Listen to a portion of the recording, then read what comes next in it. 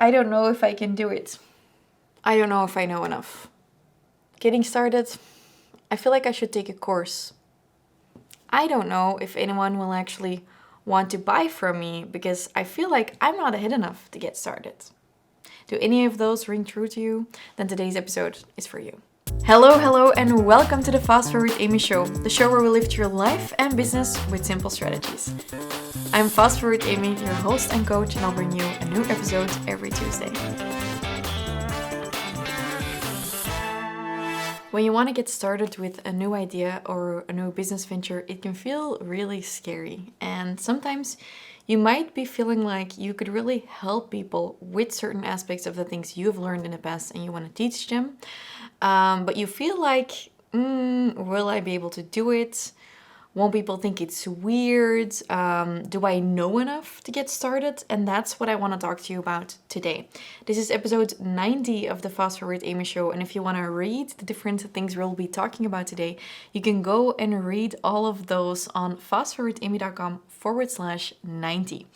And I sure as hell feel, or I remember feeling that way. I remember feeling like I wanted to help people, and I felt very passionate about fitness and actually increasing your health and losing excess weight. But I also remember feeling stuck because I thought, yeah, sure, I know what worked for me, but there are other people out there who know so much more than I do. And don't I need to take a gajillion courses and go travel across the world and follow conferences and all of that before I can get started to help people? And what I learned over the years is that although I felt like that, I found out that I actually learned a lot more from doing my new job and from actually helping people than from any of the courses I ever took.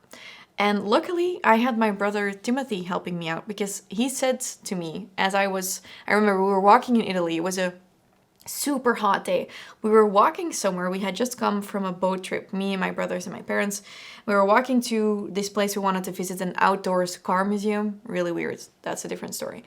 And I remember telling Timothy, my oldest brother, yeah, I really want to do this because, I struggled so much in the past and now I want to help people so they don't have to struggle.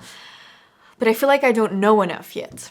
And Timothy told me, I do think you know enough. I think you could help a lot of people with the stuff that they don't know yet. You might still not know things, but they know even less than you do. And I think I can count myself really lucky that Timothy told me those things because that was the push I needed, because I really looked up to him and I really trusted him, and he knew a lot about fitness and nutrition, and he had told me, he kind of gave me permission to go ahead. That really helped me out. So I wanted to chat about that with you today because you might be thinking about offering a new type of service to people. You might be thinking about a mastermind you've been wanting to run for a really long time. You might be wanting to start a new business, and you might feel like you still need to take a shit ton of courses and stuff before you can start doing that. I have 3 pointers I want to walk you through to show you that you don't necessarily need to do those things, but you can get started. Because sometimes you need to do the mindset work. And sometimes you need to go to a conference or follow another course to learn more about your craft. But often, your mindset will follow your actions. And I'm talking to all of the podcast lovers out there. You cannot keep listening to mindset podcasts like this podcast and hope that at some point you will be ready to go for it. The thing is, you will probably never feel ready to go for it. I did not feel ready to hire a team. The hiring process alone made me poop my pants. I did not feel ready to buy a house. I'm still sometimes terrified it will burn down. I did not feel ready to start dating again. I got ready by doing it. You will get ready by doing stuff. You will learn a lot more from taking action. So the first tip I wanted to give you about that, so you can feel ready to take action or not ready, is that you don't need to know it all yet. What my brother told me back then was, you only need to be one step ahead of other people in order to help them. Although you still don't know step 2 until 10, you already know the first step and they don't know that. Of course, in an ideal situation, you are much further ahead than your potential clients. But the thing is, the further ahead you are, often the more difficult it can be to put yourself in their own mindset or where they are at right now. So it might actually be really beneficial for you to not be too far ahead in order to get them over the first bump of taking action. Right now, I am talking to wellness coaches. I'm talking to photographers who want to teach a beginning photographer how to, for example, get clients because they know how to take photos, but they don't know how to get clients. And you might know how to fill up your client roster, but you don't know how to make $1 million business yet. That's fine. I started teaching people about business when I was making 10K, and I was helping people who were making 1K or 0K. Right now I make hundreds of thousands a month sometimes, and I help people still make 1K or 2K or 5K, but I also help other people make 100K a month. So it really depends. You can always keep growing, but I think it's your duty to help other people to grow with you. So you don't need to know it all yet. You just need to be able to be one step ahead of your client. And I remember knowing that and feeling it, but being terrified about what if my client asks me something, for example, something really sciencey or something that I just don't even know what it means yet, and I cannot respond. And I remember talking to my mom about this. Apparently this is a family episode. And my mom told me, it's okay to not know something. No one can know it all. You can actually even tell them that you will get back to them about that. So let's say you are a fitness coach and a client asks you something about an exercise you haven't heard of yet, or about a muscle that you're unsure of what it does again or whatever. You can simply tell them like, hey, I'll get back to you on that. I'm actually going to look in my files if I can help you out even more on that. Or, you know what, I don't have the answer to that right now, but I'm going to get back to you about that, because you can always learn more. But at least then you are learning more about the stuff you need, instead of always learning more and more and more in the hopes of someday helping someone. So you don't need to know it all yet in order to get started. Secondly, it doesn't have to be perfect. Whenever I look at my first business coaching programs, I cringe. When I look at my first fitness coaching programs, I cringe. When I look at the first jewels I made when I was 10 years old, I cringe. I would never wear those again today. It's never gonna be perfect. I look at things I made 6 months ago and I cringe and I think, that audio quality could be a lot better. Wow, that setup could be a lot better. But I've been learning so much from doing it. It's actually from doing it that I can now tell that the audio quality wasn't good. And maybe back then I was like, I don't like the audio. But I still did it, and I still helped out hundreds of clients because of that content. And the content was not perfect whatsoever. There's a coffee machine in the background making noise. There might be me sneezing. There's a train passing by in all of the content. But people can still move forward thanks to that coaching content. Your content doesn't need to be perfect. Your service doesn't need to be perfect. Your pricing doesn't need to be perfect. Your website doesn't even need to be set up. What you got to do is you got to focus on the 80-20. The 80-20 principle is one of the core principles that we use in Team Fast Forward and in all of my businesses and brands I'm running. And 80-20 is about looking at what really moves the needle. When I used to be at university, we had to get a 10 out of 20 score in order to pass for a certain exam. And I used to be very high achieving in university. That was before I started my own business. And I used to really want those really high grades, the A grades. I used to want 18, 19. I would have preferred to have a 20 out of 20 because that's the perfectionist I am. But at a certain point, I realized that I just wanted my degree because I was building my business and I'd already realized I don't really love university and I definitely didn't love my teachers. So I decided, you know what? With what I want to do, I just need my degree. If I ever want to go to a bank and use my degree as a reason for them to be able to trust me to loan me money or whatever. By the way, lend or loan? I don't know. Need to look that up. Sometimes I still need to look something up in English. By the way, that did not help that I had that degree. It was still a battle. If I am ever somewhere that it matters that I have the degree, they're not going to ask me, did you get 19 out of 20 on your exam about costs, relationships, or did you pass your exam? They're not even going to ask me. They're just going to look at, even if they already would look at it, they would just look at, do you have the degree? So I realized in order to get a 10 out of 20, I could get away with doing very, little studying. If I wanted to get an 18 out of 20, I had to do a lot more studying. And that's an 80-20 thing. I could input 20% of the time that other people of my class were putting in, and I would still get a 10 out of 20, which was enough to pass, which is like the biggest result you need to get is just passing the exam. And other people would be spending days and days and days more, and all of the days in class and all of that stuff, like 80% more effort on getting only a slightly marginally better output, namely a higher grade. The same goes with your clients. The 80-20 principle is very clear there. 20% of your clients will get you 80% of your revenue. 20% of your products will get you 80% of your revenue. For me, that's our Business Freedom Elevator. That is our core program, and we have a bunch of other programs and courses, and that gets us 80% of our revenue. It applies to costs, anything. It's not just like a business rule, it's actually a law of nature.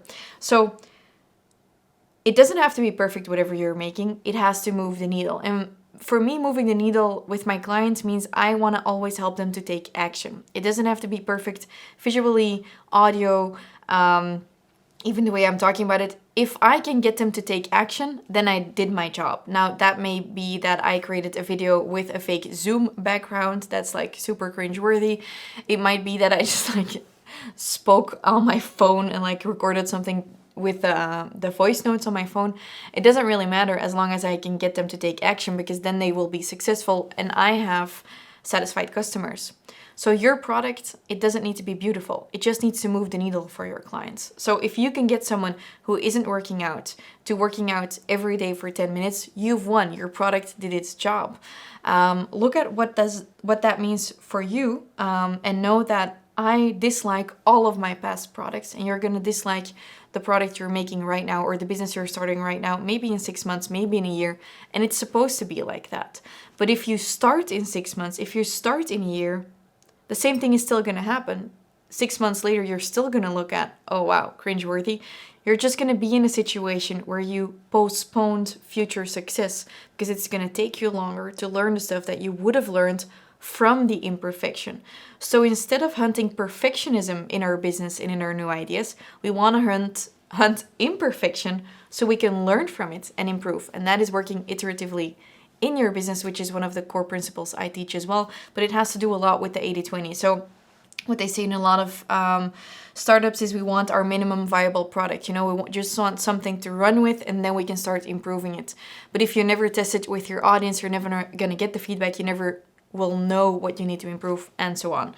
I'm really thinking hard of what I used to think back then, and I think that big tipping point for me was getting the permission from my brother to not know it all, but then to also know that I was gonna fuck it up. I was gonna not create the very best training programs, but you know what? Helping people to work out regularly was the biggest gift I could give them with the knowledge I had at the time and with the resources they had at the time. So we looked at you don't have to know it all yet, and then we looked at it does not have to be perfect. Third up, you're gonna hate this, but yes, other people will be better than you. If you look at the World Tournament of Soccer or whatever, there are great soccer players. And those great soccer players started when they were very little in their backyard, probably. Did they look at the TV screen and were they like, you know what?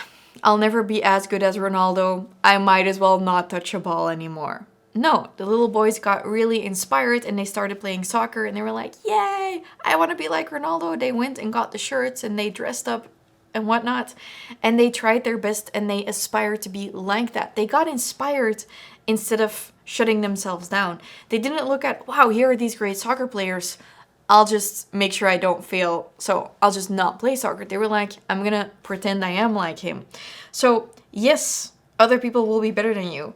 I remember looking at Marie Forleo's videos, who's also a business coach with a business coaching program. I remember looking at her videos and almost getting, like, I got this feeling, almost a defeated feeling, like I will never be able to create any videos that look exactly like hers, and I will never be able to look like her. And you know what? I will never be able to do that. Even with all of the resources I have, even like training and whatever, I will never look like her or do it exactly like her. And that is the magic. And it doesn't matter at which level you are, it's the fact that you are you and you will never do it like someone else. Therein lies the magic. There are no two Formula One drivers in the top 20 of the world who drive exactly the same way. And that makes them unique. And that's why the different companies battle over who's going to get the next contract, who's going to get the next driver. Other people might be better, but they're not you. So you might be able to actually surpass them at a certain point and overtake their car because of the fact that you are different. So I looked at those videos and I got inspired, and I almost felt defeated, like, how am I ever going to make those great videos? But then I just let go, and then I was like, you know what? Making a video is better than no video. Doesn't have to be perfect.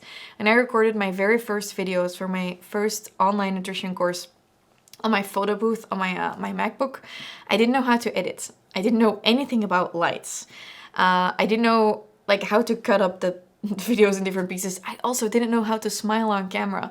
But over the years, I learned it. And a while back, without knowing it, I looked at my own videos and I was thinking, Marie, my videos might be starting to come close to your videos. I'm still not there. I'm also not focused on it. I'm not competing with Marie. I'm not even competing with myself. I'm just improving as I go and trying to let go. Whenever I get overwhelmed again, whenever this feeling of fear overtakes me again, I just remind myself, let go of perfectionism. You just need to pass the next exam. When you get overwhelmed, you have 4 exams on your roster. It won't help you. I'm already getting emotional thinking about this, but it won't help you to focus on every single thing that's coming up. It's like being pregnant and worrying about it's your first pregnancy, and then being 6 months pregnant, worrying about giving birth, and also worrying about giving birth to your second and third child that haven't been conceived yet. You just need to look at one step ahead of you, and you need to do it in your unique way. You are unique, and we all had to start somewhere. So the key for us lies in actually starting, in taking action. And I created something for you that's going to help you with that, because action and starting and taking imperfect action are some of the core principles in my business and in my Business Freedom Elevator. And I wanted to help you out if you've been wanting to start your business or develop a new idea successfully from the get-go. You can go to fastforwardamy.com/start your business, because there I've created a training for you that's going to help you out with the first key steps that you need to take in order to start your business, infused with some of our other fast forward principles like the 80-20 principle. So let's recap. I know that you feel like you need to know it all. And I know that you feel like you are not ready. And you're never going to be ready. You can only pretend. You're just going to go ahead, pretend you're ready, pretend you're not ready. It doesn't matter, but you're just going to have to take action. You don't need to know it all yet. It doesn't have to be perfect. And other people will be better than you. Yes. And that is because you are unique, and that is very good. You have my permission to go for it. Like I needed my brother to give me permission. You have my permission to go for it if you solemnly vow to try to help other people. If you are a coach, a freelancer, a creator, if you offer products, if you work from a goodness and you offer a quality to your clients, I give you permission to go for it. And it is also okay if your quality can use some improving over time as well. Even when you don't feel ready, I would say go for it, because you owe it to yourself to do it.